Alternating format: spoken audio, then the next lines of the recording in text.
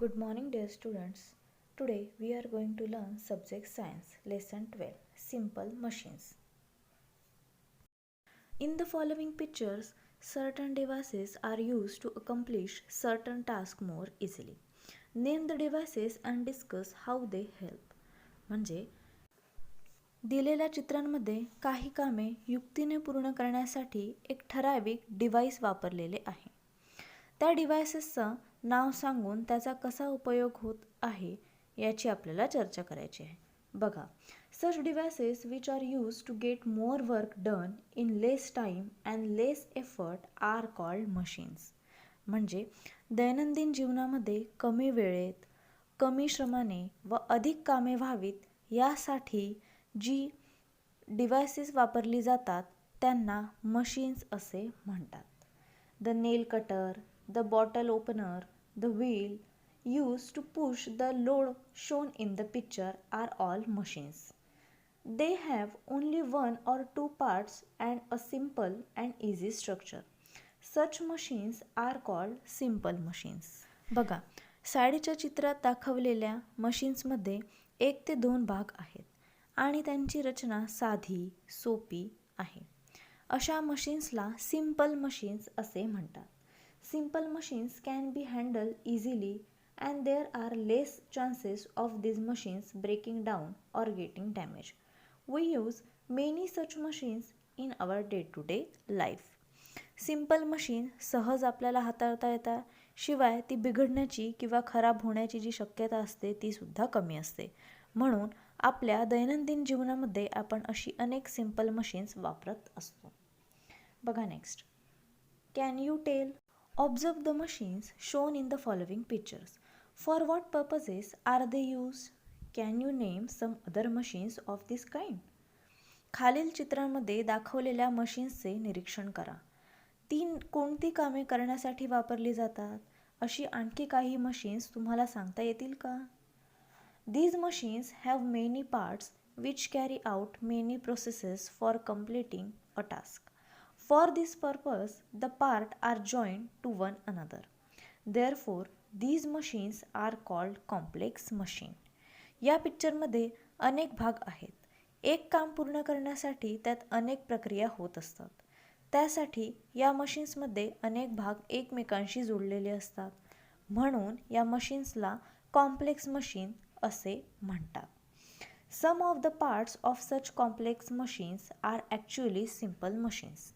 The structure of complex machines is complicated.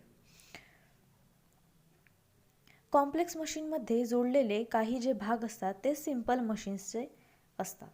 Complex मशीन्सची रचना जी आहे ती थोडीशी कॉम्प्लिकेटेड असते. In our day to day life we use simple or complex machines depending upon the task to be carried out and the time and efforts required to do it. दैनंदिन जीवनामध्ये कामाच्या स्वरूपानुसार वेळ, एफर्ट्स यांचा विचार करून आपण सिंपल आणि कॉम्प्लेक्स मशीन्स वापरतो. आता आपण सिंपल मशीन्सबद्दल माहिती पाहू. An inclined plane. A heavy drum is to be loaded onto a truck. Ravi chose the plank A while Hamid chose the plank B. Rahi did not use a plank at all.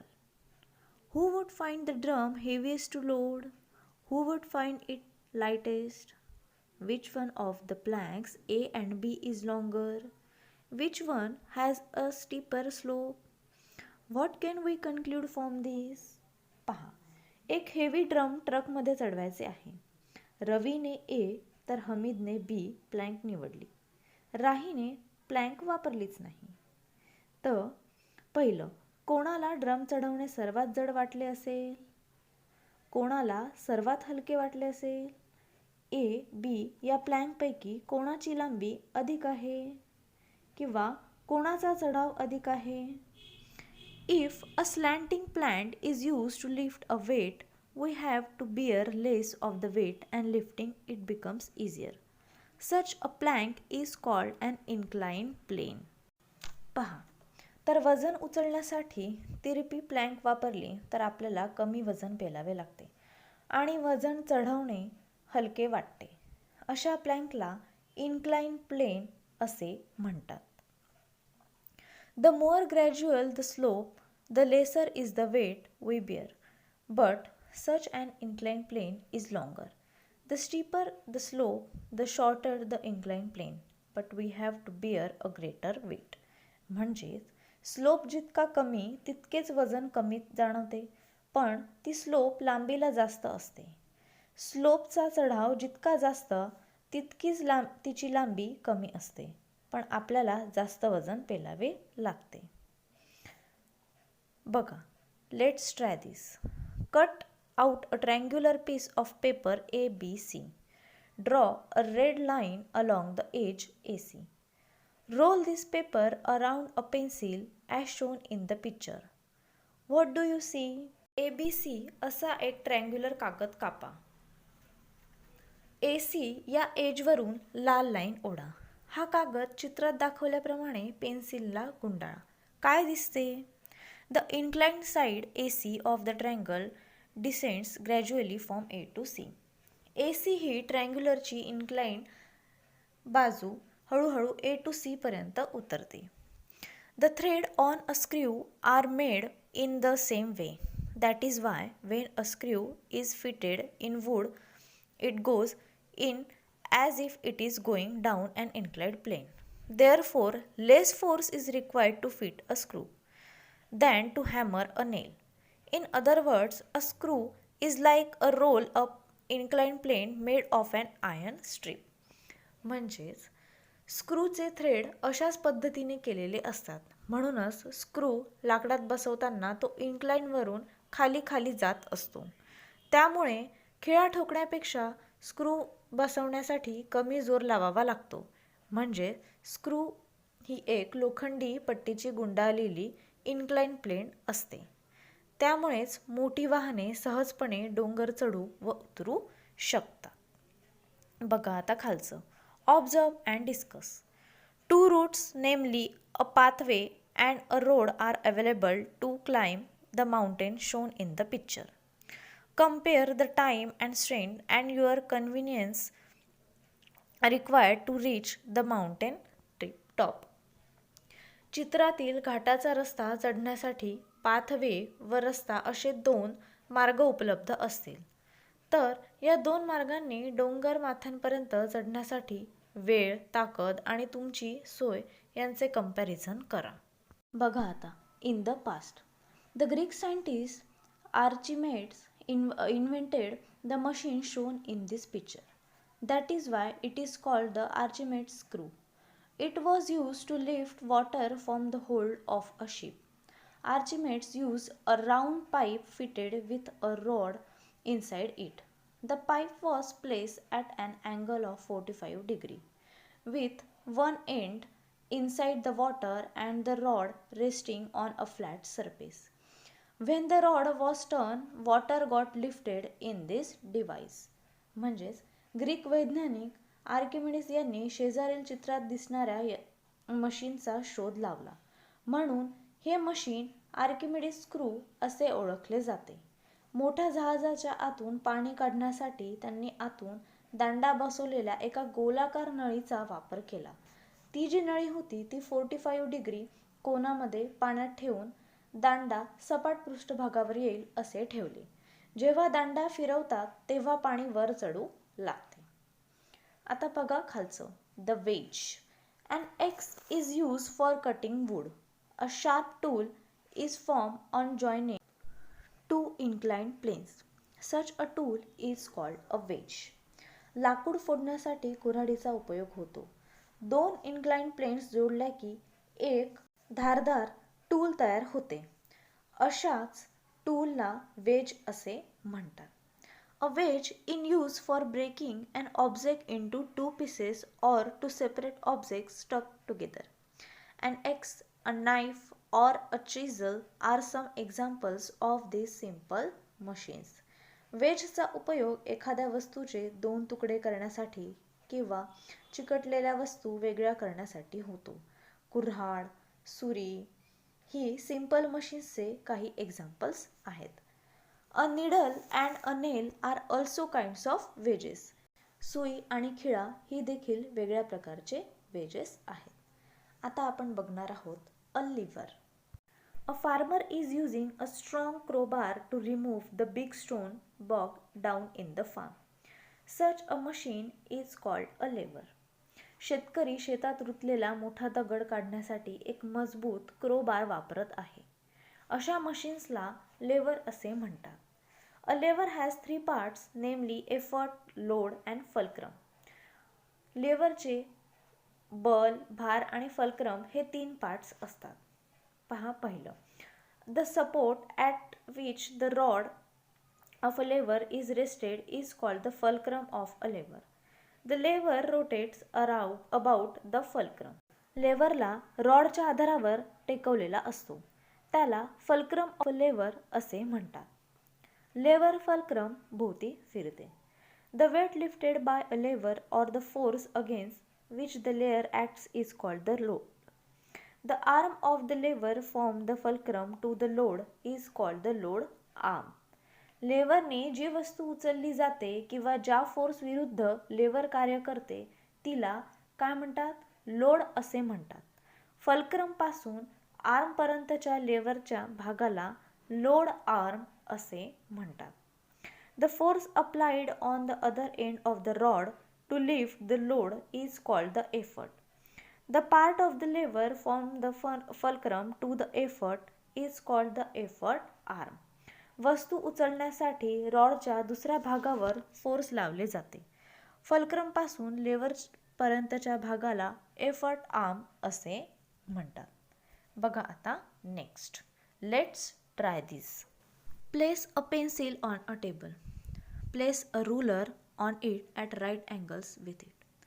Put a paperweight on one end of the ruler. Press the other end with your finger to lift the weight. Which are the load arm, the effort arm and the fulcrum of this lever? टेबलावर एक pencil ठेवा. तिला right angle होईल अशी एक पट्टी म्हणजेच ruler तिच्यावर ठेवा. रुलरच्या एका एंडवर पेपरवेट ठेवा. दुसऱ्या एंडवर बोटाने दाबून हा पेपरवेट उचला. या लेवरचे लोड आर्म, एफर्ट आर्म तसेच फल्क्रम कोणते आहे? Now go on increasing the distance between the paperweight and the pencil by 4 centimeters every time and see whether the paperweight can be lifted when placed at each of those distance. What do you find? आता पेपरवेटपासून पेन्सिलचे distance प्रत्येक वेळीस 4 सेंटीमीटरने वाढवत जा आणि प्रत्येक अंतरावरून paperweight उचलला जातो का पहा. काय दिसले तुम्हाला? As the effort arm becomes longer and longer compared to the load arm, less and less force is required to lift the paperweight. Such a lever is called a lever of the first order. Effort arm जशी जशी लांब होत जाते as compared to load arm तसे तसे paperweight उचलण्यासाठी कमी force लावावा लागतो. हा लेवरचा फर्स्ट टाईप आहे. पहा next. The picture shows how we use an opener to remove the cap of a sauce bottle. Try to do the same yourself. To remove the tight-fitting cap, the opener is rested on the cap and we apply a force on the opposite end of the opener to pull it upwards. The cap also gets pulled up as the opener rotates about the fulcrum. Where are the fulcrum, load and effort in this case? सॉसच्या बाटलीचे झाकण काढताना आपण opener कसे वापरतो ते बाजूच्या चित्रात बघा. Opener झाकणावर टेकवून tight बसवलेले झाकण काढण्यासाठी आपण ओपनरच्या अपोजिट टोकावर फोर्स लावून ते वर ओढतो. तेव्हा झाकणही वर ओढले जाते. यावेळी ओपनर फल्क्रम भोवती फिरते. यातले लोड एफर्ट्स फल्क्रम कुठे असतात? पाहतो. How do we lift an object using tongs? The weight or the load is at one end of the arms of the tongs. We apply efforts in the middle of the arms. It means the effort is applied in the middle of the lever, while the fulcrum and the load are at the opposite ends. आपण चिमट्याने एखादी वस्तू कशी उचलतो? चिमट्याच्या दोनही एंडला वजन असते. दोन एंडमधल्या भागावर आपण फोर्स लावतो म्हणजे एफर्ट हे लेवरच्या मध्यभागावर लावले जाते आणि फल्क्रम व लोड हे लेवरच्या दोन टोकांवर असतात. There are three types of levers depending upon the positions of the efforts, the fulcrum and the load. Effort, load, fulcrum यांच्या पोझिशन्सवरून यांचे 3 प्रकार पडतील. पहिला प्रकार, दुसरा आणि तिसरा आता आपण बघू. बघा पहिला, lever of the first order. The fulcrum is in the center, the load is at one end while the effort is at the other end. लेवरच्या फर्स्ट ऑर्डरमध्ये फल्क्रम हा मध्ये असतो व एका एंडला लोड तर दुसऱ्या एंडला एफर्ट असतो. बघा तिथे दिला आहे. आता सेकंड टाईप पहा. Lever of the second order. The load is in the centre, the fulcrum on one side and the effort on the other side. सेंटरमध्ये लोड तर एका बाजूला फल्क्रम आणि दुसऱ्या बाजूला एफर्ट असं सेकंड ऑर्डरमध्ये असते लेवरच्या. आता पहा थर्ड ऑर्डर. त्याच्यामध्ये काय असते, the effort is in the centre, the fulcrum on one side and the load on the other side. सेंटरमध्ये एफर्ट, एका साईडला फल्क्रम आणि दुसऱ्या साईडला लोड असं थर्ड ऑर्डरमध्ये असतात लेवरच्या. कळलं सगळ्यांना इथपर्यंत लेसन? थँक्यू.